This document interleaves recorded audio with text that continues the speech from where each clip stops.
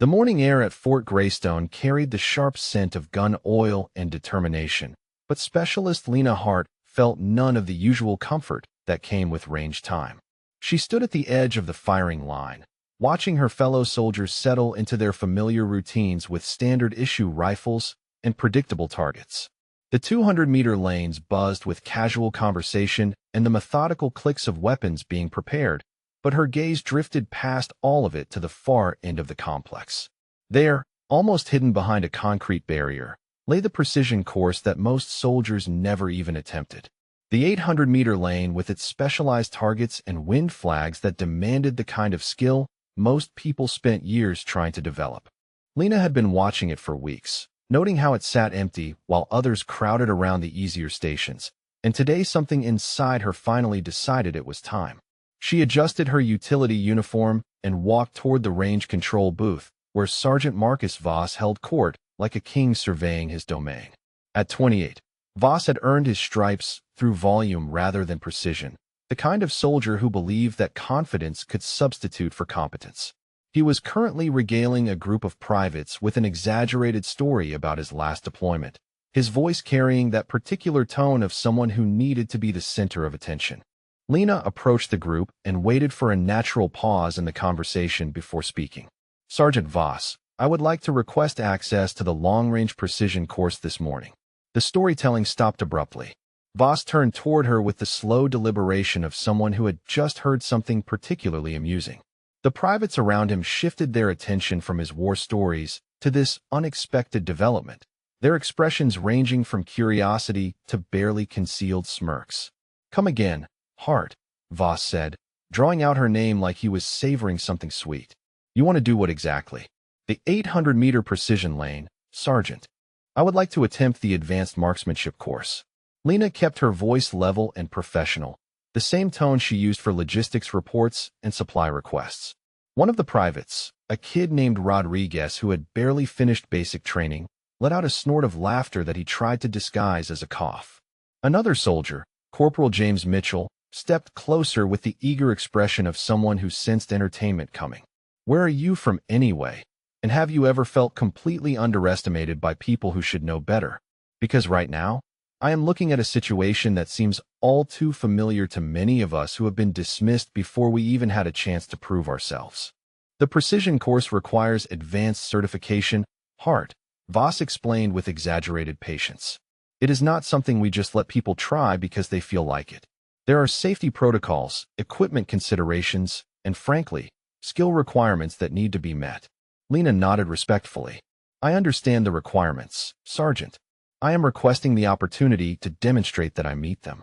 This drew another round of barely suppressed chuckles from the growing audience. Word was spreading across the range that something interesting was happening at the control booth, and soldiers were beginning to drift over from their own stations to see what the commotion was about. Mitchell crossed his arms and grinned. "Hart, no offense, but I have seen you at the standard range. You are decent enough with basic marksmanship, but the precision course is a whole different level. We are talking about shots that most people cannot make even with years of training. I appreciate your concern, Corporal, but I would still like the opportunity to attempt it," Lena replied calmly. Voss shook his head with the air of someone dealing with a particularly stubborn child. "Listen, Hart, I admire the enthusiasm, I really do. But this is not about enthusiasm. This is about capability. The precision course is for soldiers who have demonstrated exceptional marksmanship skills through proper channels. It is not a place for logistics specialists to come and play around." The word logistics was delivered with a subtle emphasis that made it clear exactly what Voss thought about her military occupational specialty. Around them, the crowd was growing larger, and Lena could hear whispered conversations and quiet laughter at her expense. She had spent 3 years at Fort Greystone maintaining her head down and doing her job without complaint. 3 years of processing supply requests and managing inventory while listening to soldiers like Voss hold forth about their supposed expertise. 3 years of keeping her mouth shut and her past buried because it was easier than dealing with the questions and complications that came with the truth. But standing there in the morning sun, surrounded by men who assumed they knew her capabilities based on her paperwork, something shifted inside her chest. Maybe it was the way Mitchell was looking at her like she was some kind of amusing mascot. Maybe it was the way Voss kept using that patronizing tone that suggested she did not understand her own limitations. Or maybe it was simply that she was tired of pretending to be less than she was. "Sergeant, with respect, I am not asking to play around," she said, and there was something in her voice that had not been there before. Something that made Rodriguez stop laughing and caused Mitchell to take a closer look at her expression. "I am requesting the opportunity to demonstrate my qualifications on the precision course. If I fail to meet the standards, then that will be the end of it. But I am asking for the chance to try." Voss studied her face for a long moment, probably wondering where this sudden confidence had come from. Around them, the crowd had grown to include most of the soldiers currently on the range, all of them waiting to see how this unusual situation would play out. Finally, Voss shrugged with the air of someone who was about to enjoy watching someone learn an unpleasant lesson. "You know what, Hart, maybe you are right. Maybe you do deserve the chance to try. After all, it is not every day we get to see someone discover their limitations in such a dramatic fashion." The soldiers around them chuckled appreciatively at this response, and Lena felt the weight of their expectations settling on her shoulders like a familiar coat. They were expecting her to fail, expecting to watch her struggle with equipment and distances that were beyond her supposed abilities. They were expecting entertainment at her expense, and the anticipation was written clearly on their faces. "Thank you, Sergeant," she said simply. "I appreciate the opportunity." As she walked away from the group toward the equipment lockers, she could hear the conversations resuming behind her, punctuated by laughter and speculation about how badly this was going to go. She could hear Mitchell making jokes about logistics specialists who watched too many action movies, and Rodriguez wondering out loud if they should have medical standing by for when she inevitably hurt herself trying to handle equipment that was beyond her skill level. But Lena Hart had spent years listening to people underestimate her, and she had learned that the best response was not argument or explanation, but simply demonstration. As she selected her rifle and began the familiar ritual of preparation, she allowed herself a small smile that no one else could see. They wanted a show, and she was finally ready to give them one they would never forget. The equipment preparation process that Lena had completed hundreds of times in her life suddenly felt like performance art under the weight of so many watching eyes. Every movement she made drew commentary from the growing crowd of soldiers who had abandoned their own training to witness what they clearly expected to be an entertaining disaster. Sergeant Voss had positioned himself at the optimal location to provide running commentary, his voice carrying across the range with the practiced projection of someone who enjoyed having an audience. "Well now, looks like our logistics specialist is really going through with this little experiment," he announced to no one in particular, but loud enough for everyone to hear. "I have to admire the confidence, even if it is completely misplaced." Corporal Mitchell had taken up residence beside him, apparently having decided that watching Lena attempt something beyond her supposed abilities was more interesting than his own marksmanship practice. "You know, Voss, maybe we should have set up some kind of betting pool," he suggested with a grin. "Over-under on how many shots it takes before she gives up and admits this was a mistake." The soldiers around them laughed appreciatively at this suggestion, and Lena heard several voices discussing the likelihood of her hitting anything at 800 meters. Private Rodriguez, still basking in the attention he was getting for being part of the initial group, decided to contribute his own observations to the commentary. "I mean, she seems pretty determined," Rodriguez said, as if Lena were not standing 20 feet away and could not hear every word. "But determination does not really help when you are trying to make shots that require actual skill and training. This is not the kind of thing you can just figure out through enthusiasm." Another soldier, Staff Sergeant Kevin Torres, wandered over from the pistol range with the expression of someone who had heard interesting gossip and wanted to investigate. "What exactly is happening over here?" he asked, looking between Voss and the equipment area where Lena was methodically checking her rifle. "Our friend Hart here has decided she wants to try the precision course," Voss explained with barely concealed glee. 800 meters, advanced targets, the whole 9 yards. Apparently, she thinks her logistics experience has prepared her for expert-level marksmanship. Torres raised his eyebrows in surprise and turned to study Lena with new interest. "No kidding. Has she ever even attempted anything like this before?" "Not that any of us have seen," Mitchell replied. "She does fine with the standard qualification course, but this is completely different territory.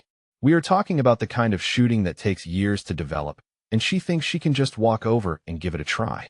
The conversation was growing louder and more elaborate as additional soldiers joined the group, each one adding their own speculation about Lena's chances and their own theories about what had prompted this unusual request.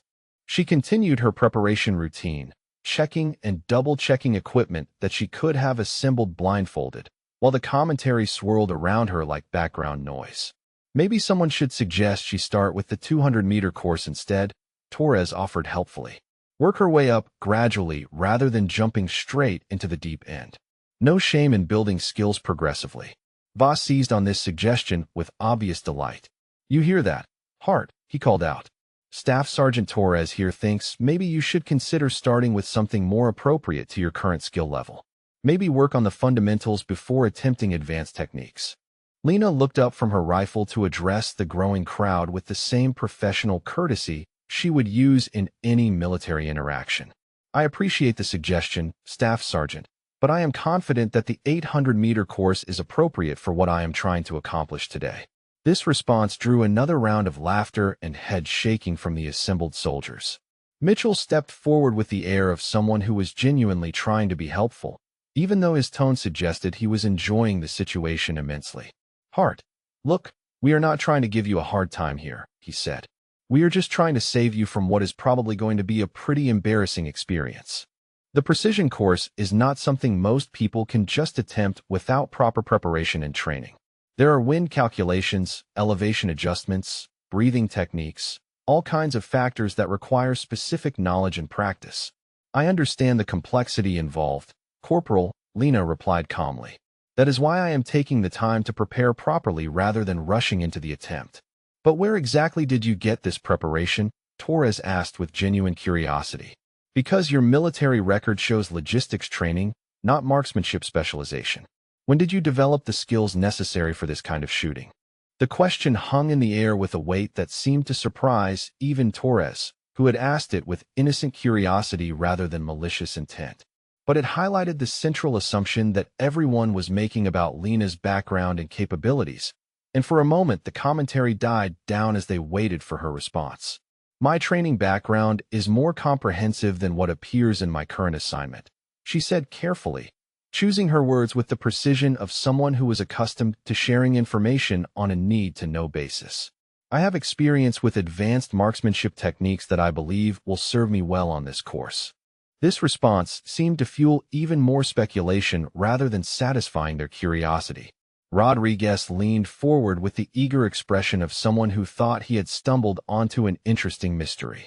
What kind of experience are we talking about here? He asked. Because if you have some kind of secret sniper training, that seems like something that would have come up before now.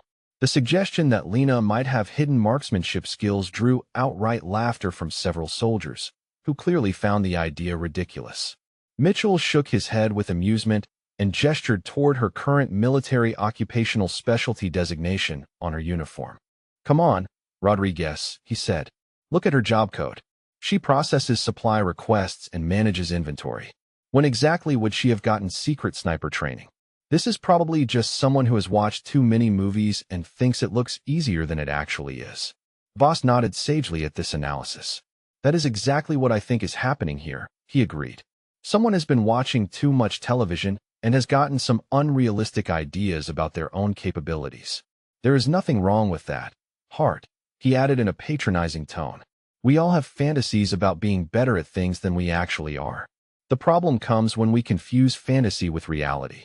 The range safety officer, Sergeant First Class Diana Walsh, had been observing the growing commotion from her position at the control tower, and Lena could see her making her way toward the group with the measured stride of someone who was trying to determine whether intervention was necessary. Walsh was a professional soldier with 15 years of experience who took range safety seriously, and her expression suggested she was not entirely pleased with the circus atmosphere that had developed. But rather than immediately dispersing the crowd, Walsh seemed content to observe for the moment, probably curious herself about how this unusual situation was going to play out. The fact that a logistics specialist was requesting access to the precision course was apparently unusual enough to warrant her direct attention, even if she was not actively participating in the commentary. Lena finished her equipment check and turned to address Sergeant Voss directly, ignoring the dozens of other soldiers who were hanging on every word of the conversation. "I am ready to begin my attempt on the precision course, Sergeant. May I proceed to the firing line?"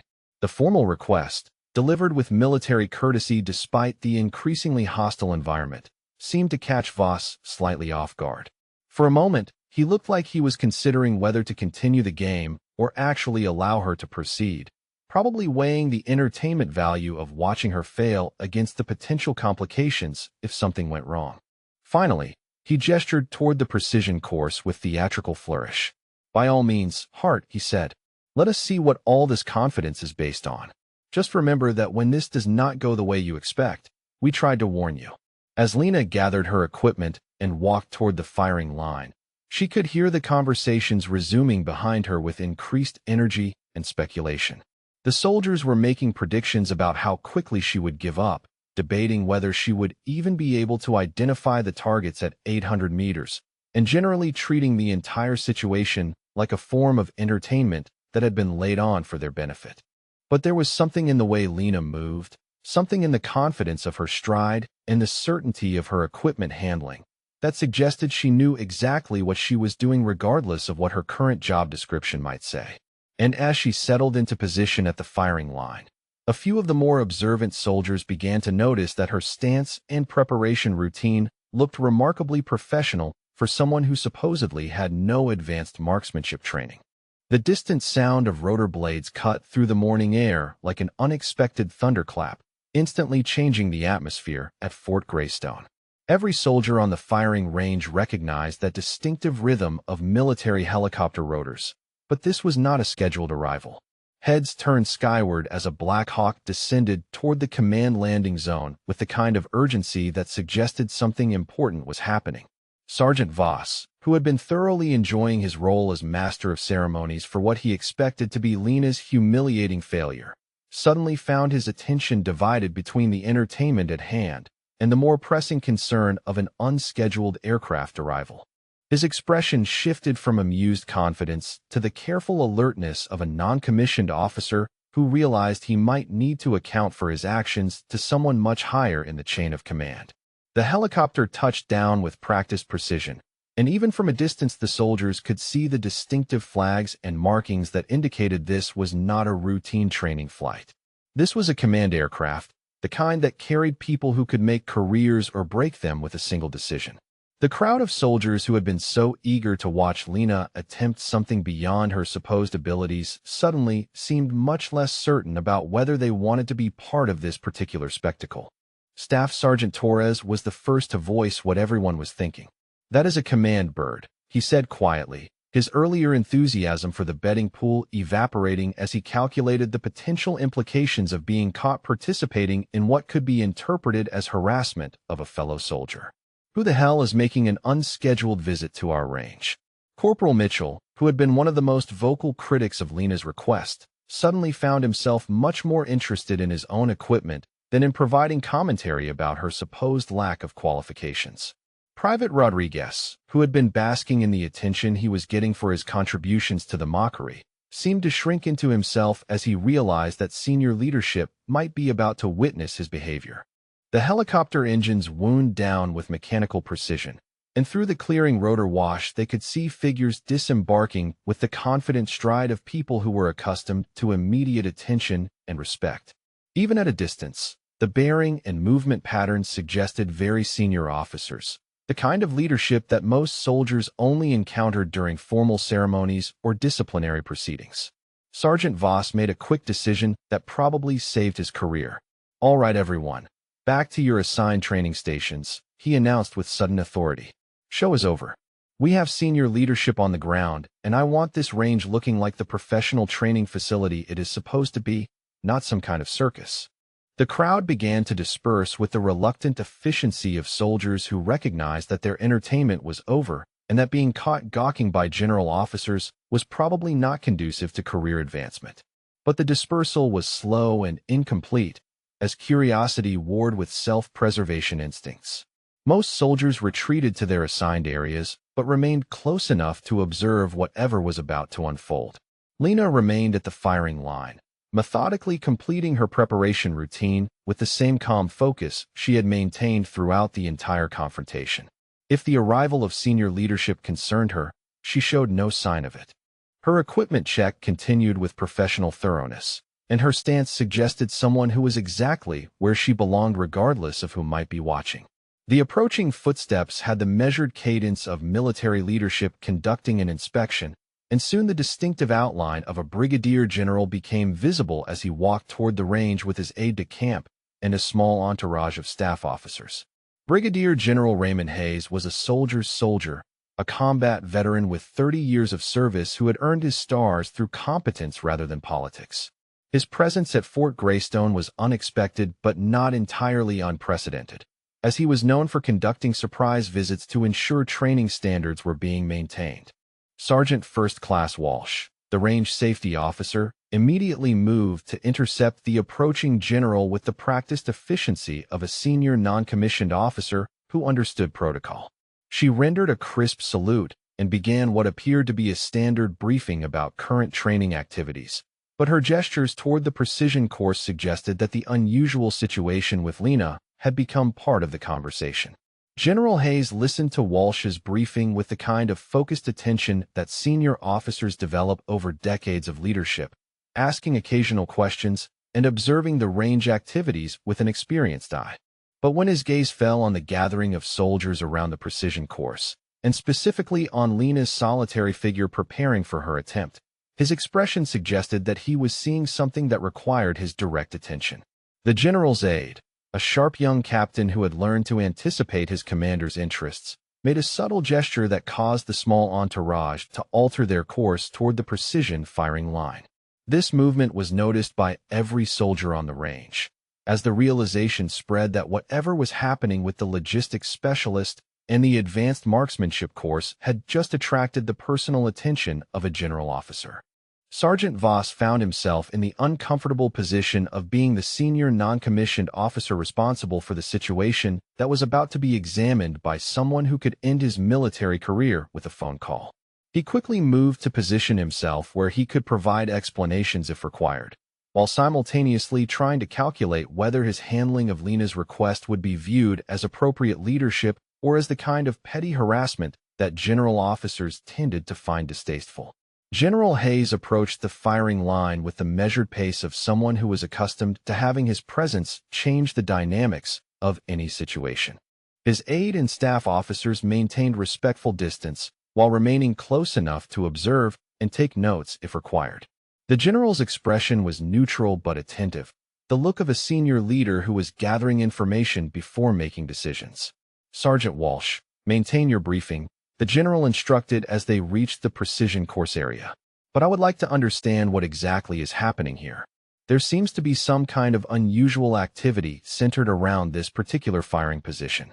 Voss stepped forward with the careful deference of a soldier who was hoping to manage a potentially difficult situation. Sir, Specialist Hart requested permission to attempt the 800-meter precision course this morning. I was in the process of explaining the requirements and protocols when your aircraft arrived. General Hayes turned his attention to Lena, who had completed her preparation and was standing at attention with the automatic response of a soldier in the presence of general officers. Her bearing was immaculate, her equipment properly maintained, and her position at the firing line suggested someone who belonged there regardless of what her current assignment might indicate. And what is your assessment of Specialist Hart's qualifications for this course, Sergeant? The general asked, his tone carefully neutral, but carrying the weight of someone who expected complete honesty rather than convenient answers. Voss found himself in the delicate position of having to explain his earlier skepticism without admitting to the mockery and harassment that had characterized his interaction with Lena.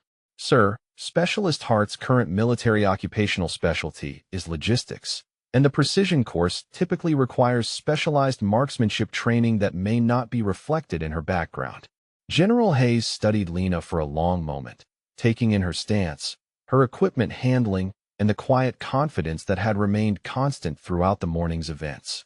There was something in his expression that suggested he was seeing details that others had missed, the kind of observation skills that came from decades of evaluating soldiers and their capabilities. Specialist Hart, the general said, addressing her directly with the courtesy that senior officers typically showed to all soldiers regardless of rank. What is your assessment of your own qualifications for this course? Do you believe you have the training and experience necessary to attempt these shots safely and effectively? Lena's response was immediate and professional. Sir, I believe I have the necessary qualifications to attempt this course. I understand the safety protocols, the equipment requirements, and the technical challenges involved. I am requesting the opportunity to demonstrate my capabilities rather than simply discuss them. The general nodded slowly, apparently satisfied with both the content and the delivery of her answer. His gaze shifted to the assembled soldiers who were trying to look busy with their own training while obviously listening to every word of the conversation. The general's experience allowed him to read the situation with accuracy that came from years of dealing with military personnel and their various dynamics. Very well, Specialist Hart, General Hayes said with the authority of someone whose word was final. You have my permission to attempt this course. I will observe your demonstration personally to ensure that proper protocols are followed and that training standards are maintained. The words fell across the range like a command detonation, instantly changing every calculation and assumption that had been made about the morning's events. What had started as entertainment at the expense of an overconfident logistics specialist had suddenly become a demonstration conducted under the direct observation of General Officer. The stakes had just increased exponentially, and every soldier present understood that they were now witnesses to something that could have significant consequences for everyone involved. Lena accepted the permission with the same professional courtesy she had maintained throughout the entire ordeal. Thank you, sir. I will proceed with the demonstration immediately. As she moved into her final firing position, the range fell into a silence that was broken only by the distant sounds of other training activities and the whisper of wind across the precision course flags. General Hayes positioned himself at the optimal observation point, his aide ready to take notes, and every soldier on the range prepared to witness something that none of them would ever forget. Lena Hart settled into her firing position with movements that spoke of muscle memory developed through countless hours of practice in conditions far more demanding than a controlled training range. Her stance was textbook perfect, but there was something in the way she distributed her weight and adjusted her grip that suggested experience beyond what any standard military training could provide. The M24 sniper weapon system felt familiar in her hands despite months of handling only logistics paperwork and supply inventories. Her fingers found the proper placement without conscious thought. Her breathing automatically shifted to the controlled rhythm that serious marksmen develop through years of discipline, and her eye alignment with the scope happened with the fluid precision of someone for whom this was as natural as walking. 800 meters downrange, the target waited with mechanical patience. It was not a simple bullseye that might allow for generous interpretation of success or failure. This was a precision target designed to reveal exactly how much skill a shooter possessed, with scoring rings measured in fractions of inches and no margin for error that could be explained away through luck or favorable conditions. General Hayes positioned himself at the optimal observation point, close enough to see every detail of her technique, but far enough back to avoid any safety concerns. His aide, Captain Morris, readied his notepad with the efficiency of someone who had learned to document everything that caught his commander's attention. The general's expression remained neutral, but his eyes held the focused attention of a combat veteran who understood exactly what he was about to witness. Sergeant Voss and the other soldiers who had been so confident in their predictions of failure now found themselves in the uncomfortable position of hoping desperately that they had been wrong about Lena's capabilities. Being caught mocking a soldier who then demonstrated superior skills in front of a general officer was the kind of career-limiting event that kept non-commissioned officers awake at night. Range safety protocols required specific procedures before any shots could be fired, and Sergeant First Class Walsh moved through them with professional thoroughness. Range is hot. All personnel maintain positions behind the firing line, she announced with the authority that came from years of ensuring that training accidents never happened on her watch. 800-meter precision course is active. Standard safety protocols are in effect.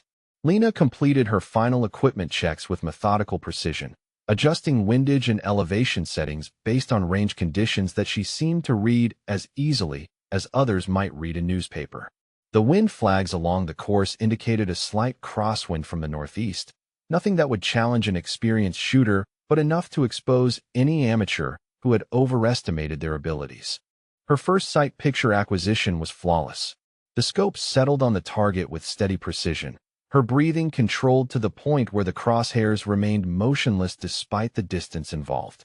For a moment that seemed to stretch much longer than the few seconds it actually lasted, she remained perfectly still, reading conditions and making calculations that separated true marksmen from those who simply pointed rifles and hoped for the best.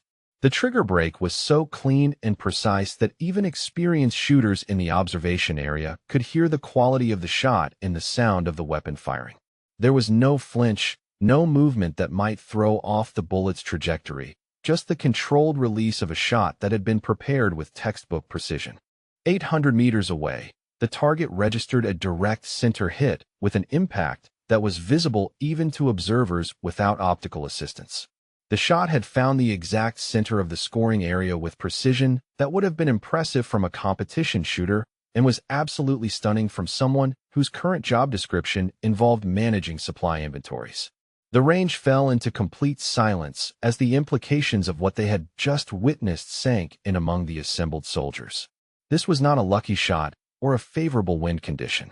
This was the kind of marksmanship that required years of training and constant practice to maintain.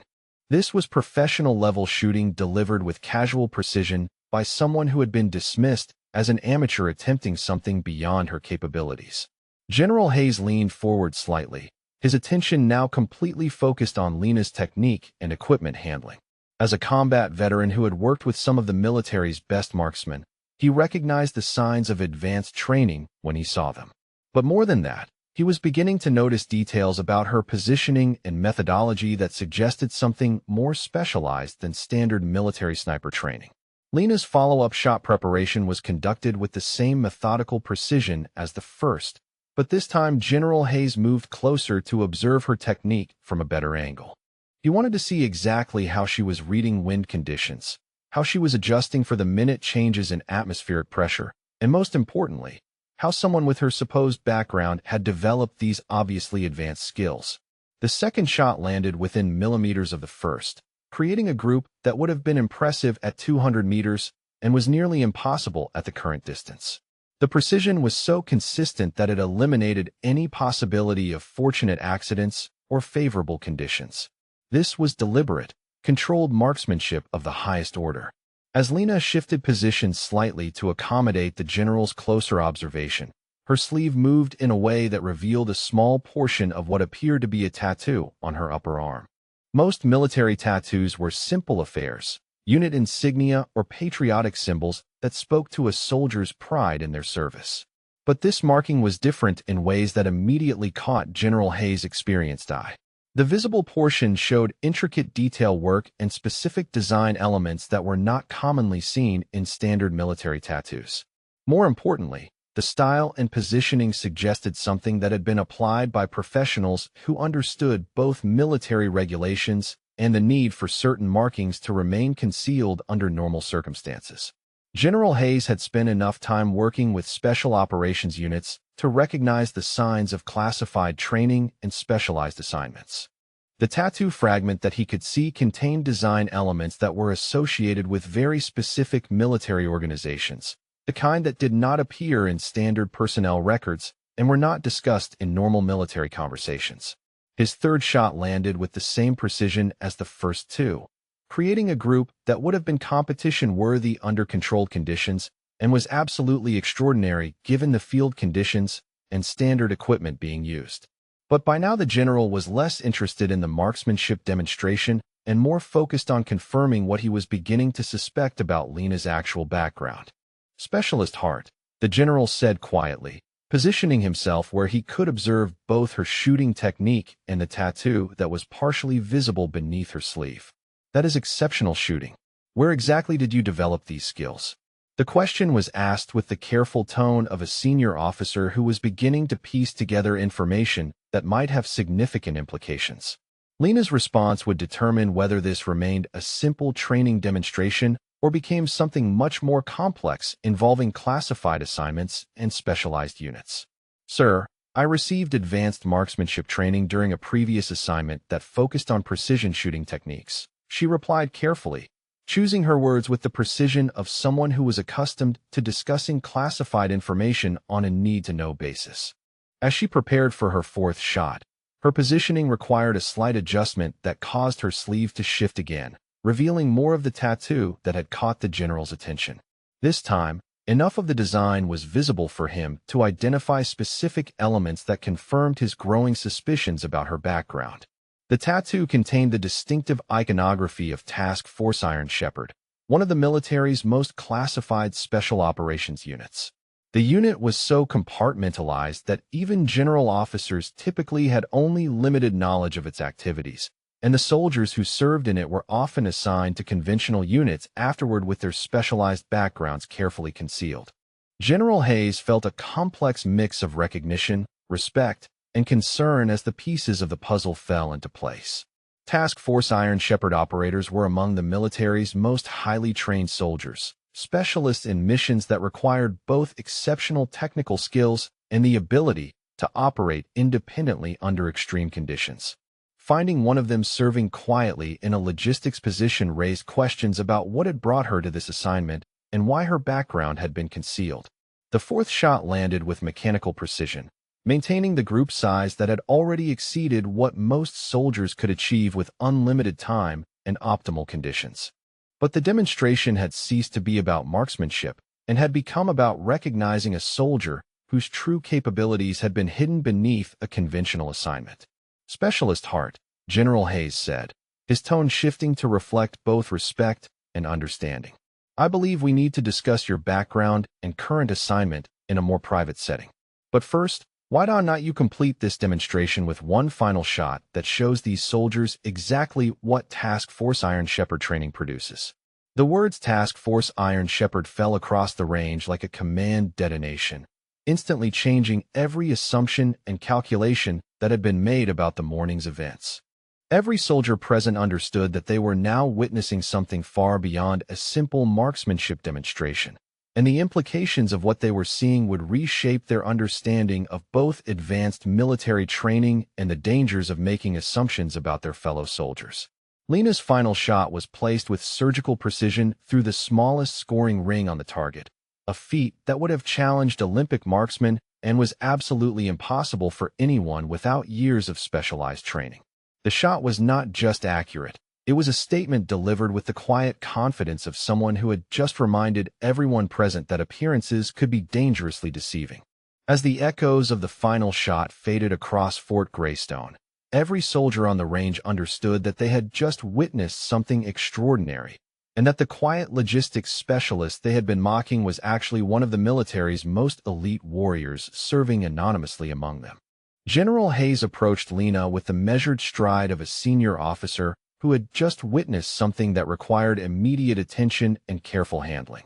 The casual atmosphere that had characterized the morning's training was completely gone, replaced by the focused tension that came when classified information and elite military units entered the conversation at a conventional training facility. The soldiers who had been so confident in their mockery now found themselves frozen in place, their earlier laughter replaced by the growing realization that they had been spectacularly wrong about everything they thought they understood.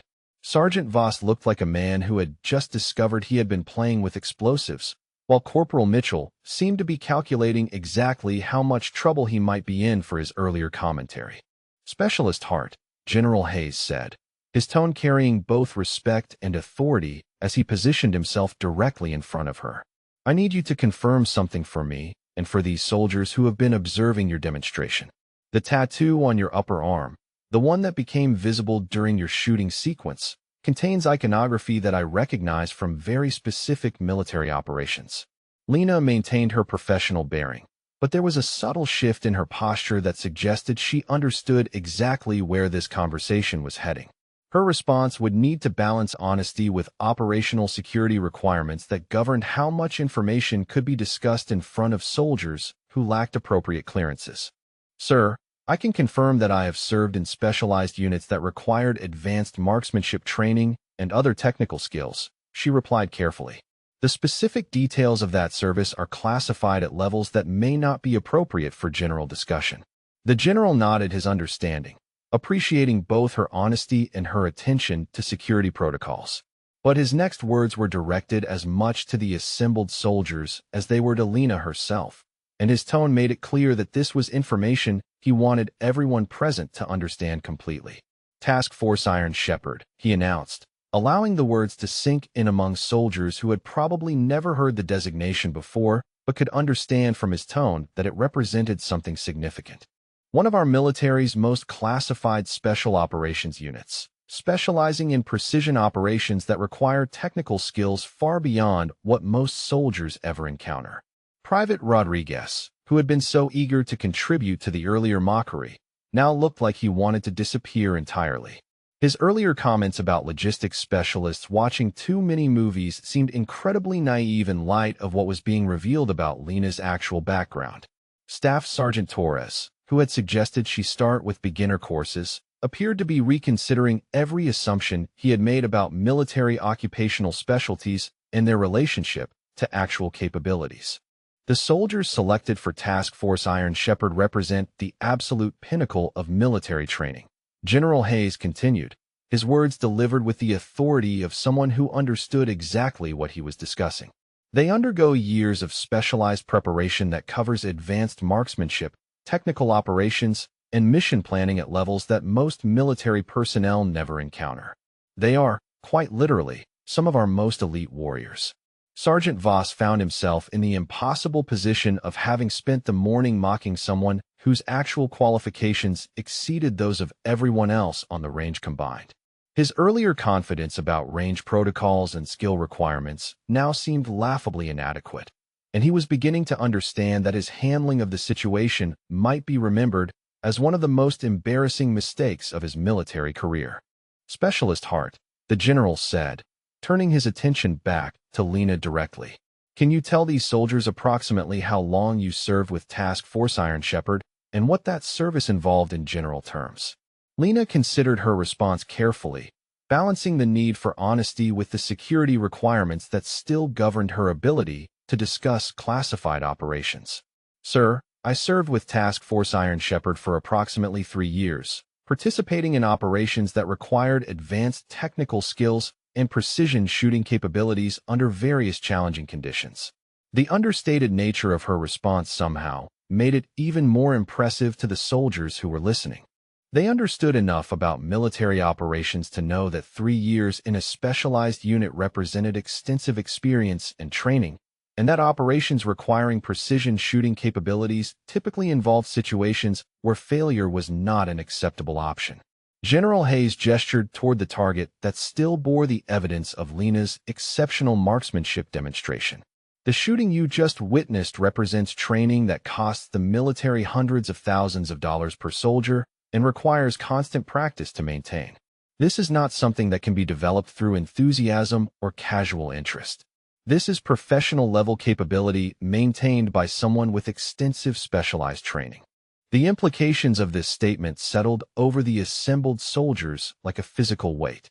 Every joke they had made, every assumption about her capabilities, every dismissive comment about logistics specialists suddenly seemed not just wrong, but actively insulting to someone whose actual qualifications exceeded their own by orders of magnitude.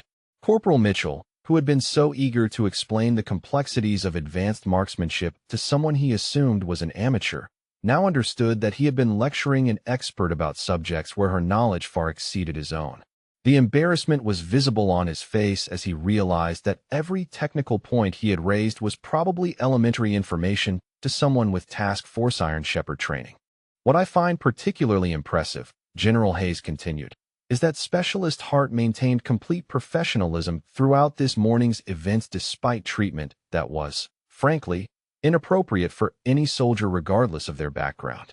She requested permission to attempt a demonstration, was subjected to mockery and harassment, and still conducted herself with the kind of dignity that reflects well on her training and character. The general's words carried a subtle but unmistakable criticism of the behavior that had characterized the morning's events. While he was not explicitly threatening disciplinary action, Every non-commissioned officer present understood that their handling of the situation was being evaluated by someone with the authority to make their criticism known to their chain of command.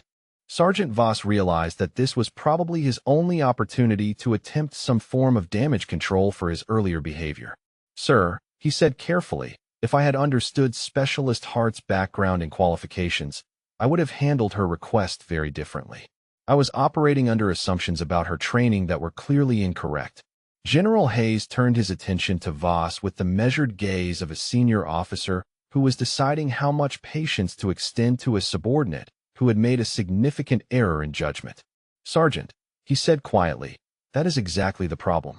You made assumptions about a soldier's capabilities based on her current assignment rather than treating her request with the professional courtesy that all soldiers deserve regardless of their job description." The criticism was delivered with the kind of quiet authority that was somehow more devastating than any shouting or public humiliation could have been. Voss understood that he had been found wanting not just in his assessment of Lena's capabilities, but in his fundamental approach to leadership and soldier relations. The other soldiers who had participated in the mockery found themselves in similar positions, realizing that their behavior had been observed and evaluated by someone whose opinion could significantly impact their military careers. The entertainment they had derived from what they thought was someone else's overconfidence now seemed petty and unprofessional in light of the actual circumstances. "Specialist Hart," General Hayes said, returning his attention to Lena with obvious respect, "your demonstration today was exceptional by any standard, and your conduct throughout this entire situation reflects very well on your training and your character.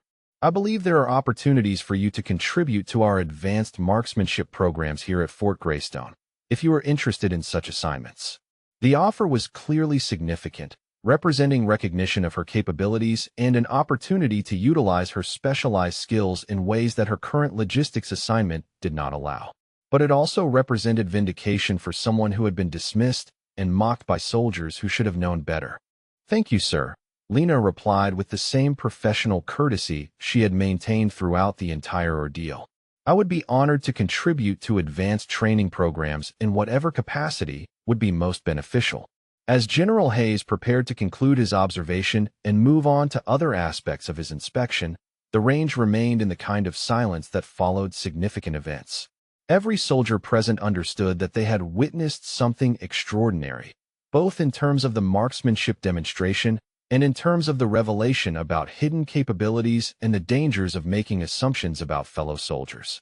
The morning had begun with what appeared to be an overconfident logistics specialist requesting access to equipment beyond her supposed abilities.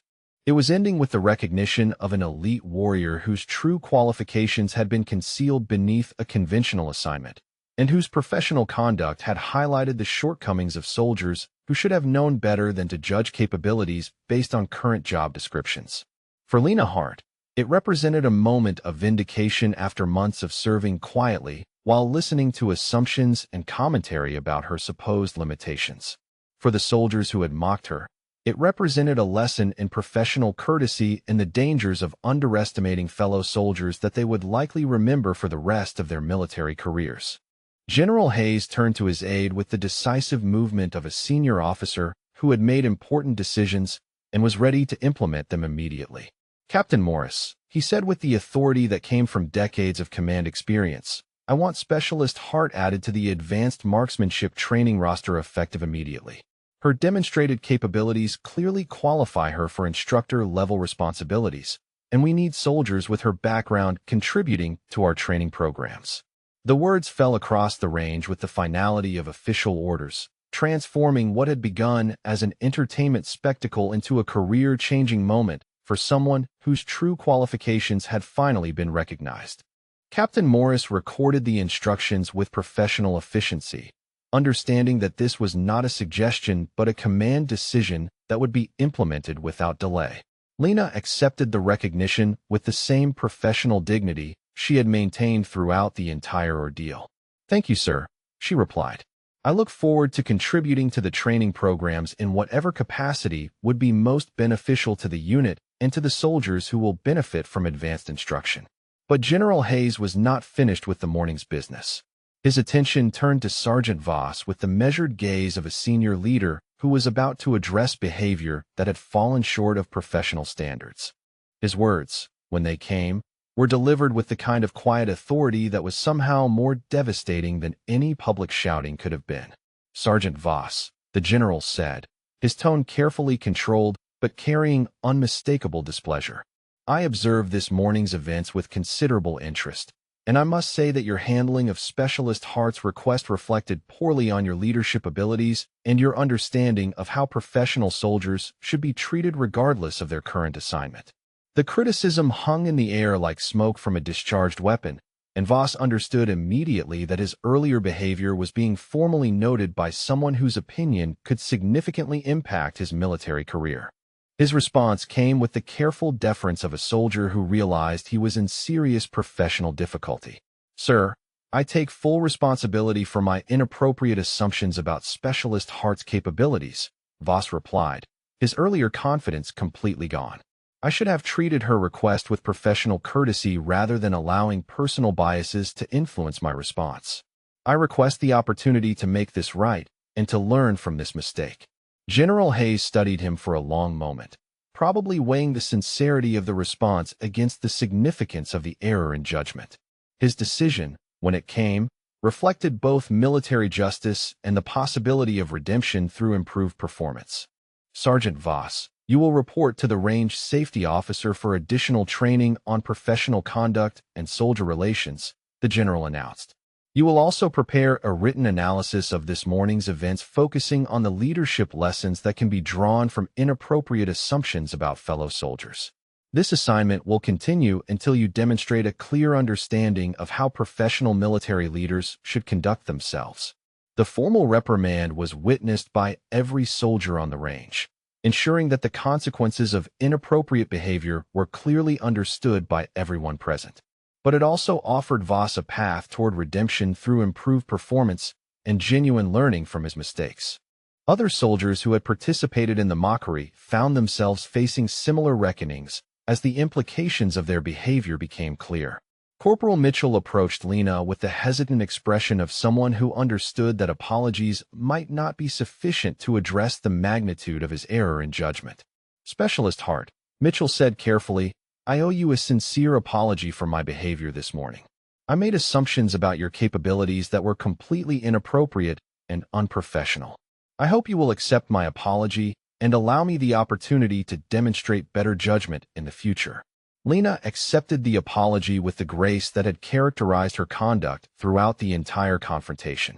"Corporal Mitchell," she replied, "I appreciate your apology, and I understand that assumptions can be easy to make when we do not have complete information. What matters now is that we move forward professionally and focus on the training mission that brings us all together."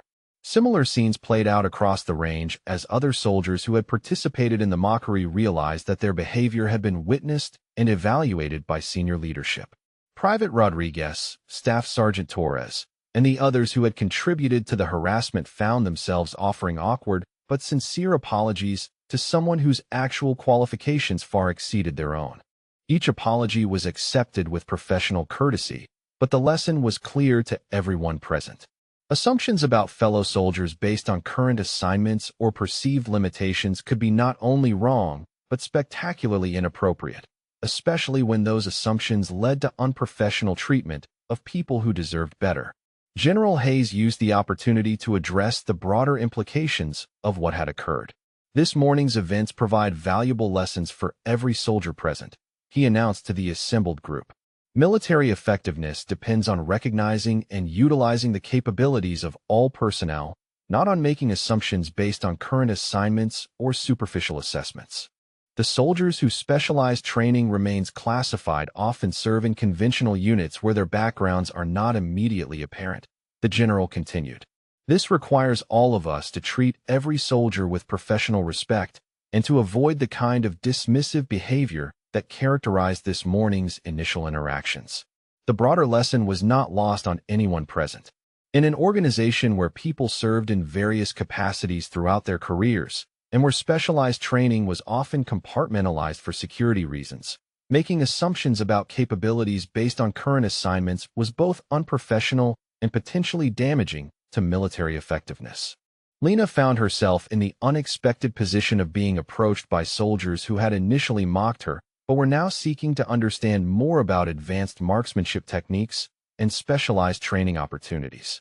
The transformation from mockery to genuine interest was dramatic, but she handled the attention with the same professional courtesy she had shown throughout the entire experience. General Hayes spent additional time discussing potential instructor assignments and specialized training programs that could benefit from Lena's expertise. The conversation covered advanced marksmanship instruction, technical training development, and specialized courses that would allow her skills to be utilized more effectively than her current logistics assignment permitted. The opportunities being offered represented more than just professional advancement. They were recognition of capabilities that had been concealed but not forgotten, acknowledgement that specialized training deserved appropriate utilization, and validation for someone who had maintained professional excellence despite being misunderstood and underestimated. As the morning's events drew to a close, the atmosphere at Fort Greystone had been permanently changed. The soldiers who had witnessed Lena's demonstration would carry the memory of exceptional marksmanship delivered by someone they had initially dismissed. More importantly, they would remember the lessons about professional conduct and the dangers of making assumptions about fellow soldiers. Range safety protocols required formal documentation of the morning's activities, and Sergeant First Class Walsh approached Lena with obvious respect as she completed the necessary paperwork. The scores from the precision course demonstration would become part of the official record, but the real significance of what had occurred went far beyond numerical measurements of marksmanship accuracy. Have you ever witnessed someone's hidden talents being revealed in a way that completely changed how others saw them? And how did that moment affect your own understanding of the people around you? Because what we saw today reminds us that every person carries capabilities and experiences that may not be immediately visible, and that our assumptions about others are often based on incomplete information rather than actual understanding. General Hayes prepared to continue his inspection of other training facilities, but his final words to Lena carried both respect and anticipation for future contributions. Specialist Hart, I expect great things from your involvement in our advanced training programs, he said. Your demonstrated capabilities and professional conduct suggest that you will make significant contributions to the development of other soldiers and the overall effectiveness of our marksmanship training. As the general and his entourage moved on to other aspects of their inspection, Lena remained at the precision firing line, completing the final requirements of range safety protocols. But she was no longer the dismissed logistics specialist who had requested access to equipment supposedly beyond her capabilities. She was now recognized as an elite warrior whose specialized training and exceptional skills had finally been acknowledged and would be properly utilized. The transformation was complete, and the soldiers of Fort Greystone had learned a lesson about assumptions, capabilities, and professional respect that would influence their interactions with fellow soldiers for the rest of their military careers. The quiet specialist who had endured mockery with professional dignity had demonstrated that true capability often remained hidden beneath conventional appearances, waiting for the right moment to reveal itself with devastating effectiveness. The morning sun continued its climb across the clear sky, but for everyone who had witnessed the events at the precision range, the day had already delivered lessons that would last a lifetime. In a few hours, a simple request to attempt an advanced course had revealed hidden expertise, exposed the dangers of unfounded assumptions, and reminded them all that their fellow soldiers often carried capabilities and experiences far beyond what appeared in their current job descriptions. The echoes of perfectly placed shots would fade from the range, but the memory of exceptional skill revealed and properly recognized would remain with every soldier who had been present to witness the transformation of mockery into respect, dismissal into recognition, and hidden capability into acknowledged expertise.